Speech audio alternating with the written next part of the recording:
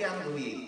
तो होल्डर लावल्यानंतर आहे का नाही, आणि त्याच्या होल्डरमध्ये लाईट लावल्यानंतर आणि इकडून बटन टाकल्यानंतर मग कळत बाप लाईट होती इथं, आहे का नाही, तारामध्ये कळणार नाही. तसं समर्थ त्या ठिकाणी इथं जिवंत आहे, समर्थांचं इथं वास्तव्य कधी कळत, भक्ती केल्यानंतर कळत, अनुभव आल्यानंतर प्रत्येकाला त्या ठिकाणी अनुभव घेण्याकरता काय करावं लागेल, आपलं अंतकरण भक्तिमय व्हावं लागेल ना. नुसतंच त्या ठिकाणी उदास राहून आमकं तमकं नाव ठेवून जमणार नाही. भक्तिमय दासबोध वाचला की अनुभव येईल.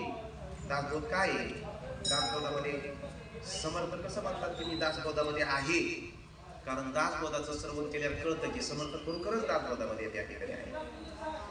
आणि म्हणून उत्तरायण ते उत्तम, दक्षिणाय ते आदमे, संदेवसे ब्रह्मसाधू. उत्तरायणामध्ये देह ठेवला पाहिजे, दक्षिणायनामध्ये देह ठेवल्यानंतर तो त्याचा उद्धार होत नाही. हे तुमचे आमच्या करता येईल. साधू संता करता उत्तरायण असू नाही तर दक्षिणायन असू, एकादशी असू नाही तर द्वादशी असू, शनिवार असू नाही सोमवार असू, पावन तिथी असू नाही तर अमावस्या असू, साधूने जेव्हा देह ठेवला ती तिथी पवित्र आणि पुण्यवान होत असते. मग ती अमावस्या जरी असली तरी पण, कारण साधू त्या ठिकाणी जन्म जिवंत असतानाच ते परमात्म्याला मिळाले असतात. ज्ञानोबरायांचे त्या ठिकाणी ओवी, ते मरणाची येलीकडे मग मिळून गेली पुढे, मग मरणी आणि तिकडे जातील केली, ते मरायच्या अगोदरच मला मिळून गेलेले असतात. आणि मग देह पडल्यानंतर काय दुसरीकडे जाणार आहेत का ते, नाही, मरणाच्या अगोदरच त्यांनी देवाला प्राप्त भागवत आणणार. त्या ठिकाणी देह ठेवण्याच्या अगोदरच समर्थ स्वरूप ते झालेले आहे का नाही. मग देह ठेवल्यानंतर ते दुसरीकडे जातील का. आपल्याला भ्रम त्या ठिकाणी होतो का हो, एवढं त्यांनी भक्ती केली, त्यांचं मरण तर दवाखान्यात आलं एवढ्या लोकांनी दवाखान्यात नेलं, दवाखान्यात देह करू द्या, पण ते मरणाच्या अगोदरच ते देव स्वरूप झाले होते. आणि मग एखादा तर त्या ठिकाणी पुत्र बी मरतो एकादशीला, आणि मग पुत्र एकादशीला मेल्यावर काय त्याचा उद्धार झालाय, तसं काही नाही. आणि म्हणून मरतय कोणत्या तिथीला हे नाही महत्वाचं, मरत असताना त्याची अवस्था त्या ठिकाणी काय आहे, किंवा त्यांनी जीवनामध्ये भक्ती कशी केलेली याच्यावर त्या ठिकाणी काय असतं अवलंबून असतं. समर्थ आपल्याला सुंदर प्रकारे सांगतात, देहाचा अंत बरा आला, देह सुखरूप गेला, त्याशी म्हणते धन्य झाला अज्ञान जग. अज्ञानी जग आपल्या दृष्टीनं त्या ठिकाणी आहे. एकादशीचं मरण, सोमवाराचं मरण त्या ठिकाणी काय आहे, आपल्या दृष्टीनं आहे. जरी केले ईश्वर भजन तरीच होईल पावन, जैसे व्यवहारिता धन रक्षी माता लाभे. महाराज आपण जसं करू तसं आपल्याला त्या ठिकाणी मिळणार आहे बरं का. आणि ज्याने केलं त्यालाच मिळणार आहे, ज्या हाताने केलं त्याच हाताला मिळणार. ह्या हाताला गेले, ह्या हाताने दान केला, म्हणजे एवढी त्या ठिकाणी देवाच्या घरी काय आहे, नीतिमत्ता त्या ठिकाणी आहे. म्हणजे एखाद्या दिदल्या विनं पावीचे ना, पेरल्या विनं उगवेना, ऐशी वाक्य जना ठाऊक्याचे आहे. आपल्याला माहीतच आहे, दिल्याशिवाय मिळत नाही. तुम्ही आम्हाला प्रेम केलं, तुम्ही एखाद्या पाहुण्याला प्रेम दिलं, पाहुणा देतो. एखाद्याला आपण राम घातला, तो काय म्हणतो राम राम. एखाद्याला म्हणलो ए त्या, तर ते म्हणतो तो ह्या आहे का नाही. म्हणजे जसं असं तसं उष्ण, जसं दिलं तसं मोबदला त्या ठिकाणी मिळत असतो. आपण डोळे वाचले तर पूर्वचा मी डोळे वाचतो लगेच त्या ठिकाणी. तिथल्या विनं पावीचे ना, पेरल्या विनं उगवे. शेतामध्ये येड्याला जायचंय, म्हणले मग येड्याला जायचं काय पेरलं, पेरायच्या टायमाला गावाला गेलतो. मग आता येड्याला काय आहे तिथं, गेला त्या गवताला, काँग्रेस गवताला वगैरे त्या ठिकाणी येडा उपयोग नाही. समर्थ म्हणतात पेरल्या विनं उगवणार नाही. मस्त तुम्ही पेरा, व्यवस्थित मशागत करा, मग येड्या केल्याचा तुम्हाला त्या ठिकाणी फायदा आहे, फळ आहे. पेरल्या विनं उगवणार नाही, कष्टाविनं फळ नाही, केल्याविनं होत नाही, आधी केल्याची पाहिजे, पेरले नाही. म्हणून त्या ठिकाणी ज्ञानेश्वर महाराज म्हणतात, पेरवणी शेता जाईल आणि पूजोनी देव पाहिजे, दोषोनी प्रसाद घ्यायचे आखी त्यांचा. पेरल्या विनं होत नाही. तसंच जीवनामध्ये परमार्थ केल्याशिवाय, देवाचं नाम चिंतन केल्याशिवाय आपल्याला चांगली अवस्था मरणाच्या टायमाला भेटत नाही. काही माणसं म्हणतात जाऊ दे आता काय करायचं, आता त्या ठिकाणी तरुण येतं आपण मजा करून घेऊ, म्हातारपणाला त्या ठिकाणी बघू किंवा मेल्यावर बघू, काही तर मेल्यावर बघू म्हणते. काय असं ते नंतर म्हातारपणाला बघू, मेल्यावर बघू. मेल्यावर काय बघणार आहे, नाही म्हणजे पोरं चांगले काशील येतील आपल्याला, द्यायला जरी नेलं तर तू जात नाही.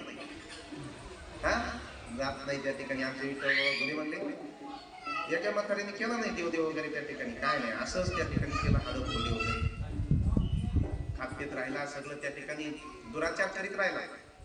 मुलं सात्विक निघले.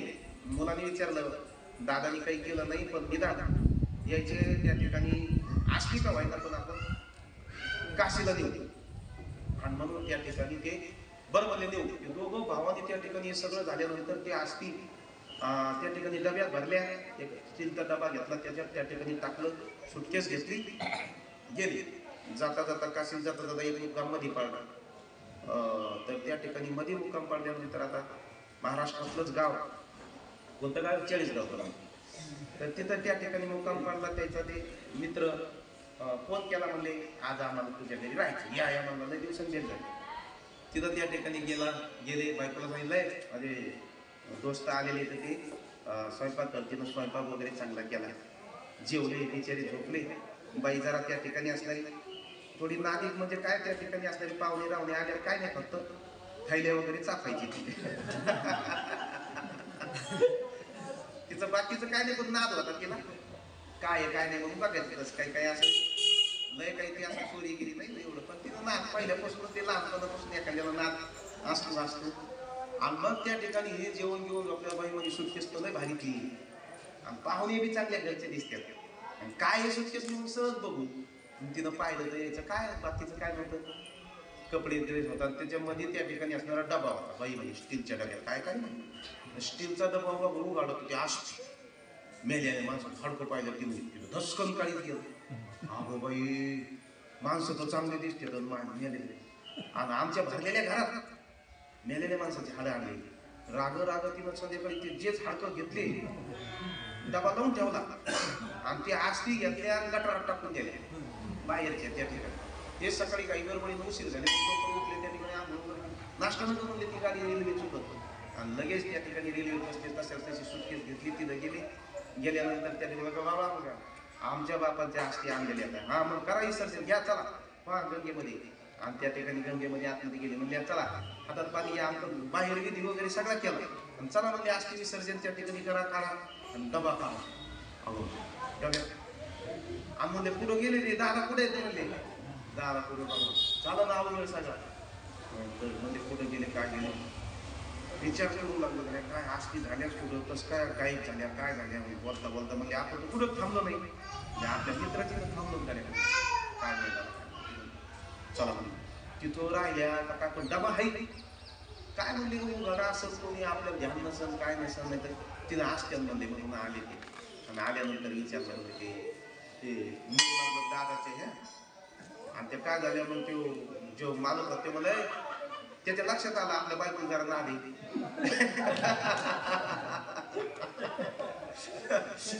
इकडे त्याच्या फिट लगेच 100% लक्षात ठेवून थांबा बस कुठं जात नाहीत काय नाही आहे मग तुम्ही काही टेन्शन घेऊ नका मिळून जाते इकडे म्हणे. हा यायचं ते हे केलं होतं का ते अगोदर नाही होईल खरं सांग म्हणे महत्वाचं काम आहे, ते महत्वाचा मुद्दा आहे. हा ते डबा उघडला होता मग त्याच्यातले ते काय झाले म्हणे ते बाई म्हणे त्याला लाज आहेत का, भरल्या घरात आपल्याला मेलेल्या माणसाचे हाडकं आणले होते. मग काय केले तो कुठे ठेवले म्हणे, काय नाही म्हणे त्या गटारात नेऊन टाकले म्हणे. संध्याकाळी आपल्या घरात कशाला काही झालं गेलो म्हणला राव गटारात टाकले राव कंगन म्हणजे तिला वाटलं ते म्हणले नाही ना त्या आमच्या दादाच्या आष्टी होत्या त्या कुठं चालले काशीला नेऊ लागलं म्हणजे राव. ते म्हणजे गेल्या राव गटारात त्याला इलाज नाही. हा का गटारात गेले त्या कारण दादाने आयुष्यभर गटारच केलं जात नाही त्या जात नाही जरी तिथं टाकले त्याचा उपयोग होत नाही. मेल्यावर त्या ठिकाणी असणार त्या हा गटारात पडले ना आता काय निघाल्या म्हणून त्या ठिकाणी ते उपयोग नाही. नंतर त्या ठिकाणी गेला हा नरदेह मग काहीचा वेळ गेला काळ गेला ह्या सगळ्या गोष्टी गेल्यानंतर न्यायचं म्हटलं तरी ते जात नाही, ते योग नसतो त्या ठिकाणी. अशा पद्धतीनं असणारा त्या ठिकाणी हरी भजनाविन वेळ व्यर्थ गेला आणि म्हणून त्या ठिकाणी देह परमार्थाचे जन्मस्थान अशा पद्धतीनं असतात. जिता नाही भगवत भक्ती मेल्या त्याची वैमुक्ती समर्थ म्हणतात जिवंतपणे भगवत भक्तीचे जे नाही मेल्यावर केव्हा तुला मुक्ती मिळणार आहे बाबा. असो जे जे जैसे करतील ते पावती तैसे. समर्थ म्हणते आपल्याला काय करायचं, जे जसं करतील ते तशा पद्धतीनं त्यांना गती प्राप्त होईल. येऊन करिता भगवत भजनांती नवे जी पावन, जरी आले बरे मरण तरी भक्ती विनयादोगती. एकादशीला जरी मेला आणि भक्ती करीत नसला खासा असला तरी त्याचा काही नाही उद्धार नसतो होते. म्हणून ही साधूने आपले जिथं असतात सार्थक केले. साधू काय करत असतो, जिवंत असतात आपलं सार्थक होत असतो, करीत असतो त्या ठिकाणी असताना. शरीर कर्मी लागले धन्य त्याचे, ज्यांचे शरीर परमार्थाला लागलं उपकारासाठी झालं त्या ठिकाणी असणाऱ्या त्याच्या हाताने दान धर्म घालला तीर्थयात्रा घालल्या. याची देही याची डोळा बघू या देहामध्ये जाता येईल पाहता येईल आपल्याला. इकडे तिकडे सार्थक पशु पक्षी झाल्यावर कुत्र्याला कोण नेईल का इकडे तिकडे नाही नेणार महाराज. जे का जीवनमुक्त ज्ञानी त्याचे शरीर पडो राणी, अथवा पडो स्मशानी तरी धन्य झाले. जीवनमुक्ताचं शरीर कुठेही जरी पडलं तरी ते त्या ठिकाणी धन्यच होतात. म्हणून त्या ठिकाणी अशा पद्धतीने म्हटलेलं आहे. म्हणून आता असो हे बोलणे, अधिकार परत्वे घेणे, शिंपी बंदीला मुक्त होणे म्हणू नये. आता असो म्हटले अधिकार परत्वे त्या ठिकाणी आपण घेतलं पाहिजे. शिंपी मधलं त्या ठिकाणी असणारा मुक्त, शिंपी मधलं रत्न आहे म्हणून त्याला त्या ठिकाणी ऊन म्हणायचं नाही. जेथे नेते नेते जेथे न बळी शकते प्रब्रह्माद्यांची अनुवाच्य. अशा पद्धतीने आपण हा देहांत निरूपणाचा समाज त्या ठिकाणी घेतलेला आहे. आता लय गाडी जेलर घेतली राहतो ते काय वय बरं तेवढं निरूपण केल्याशिवाय ते समर्थ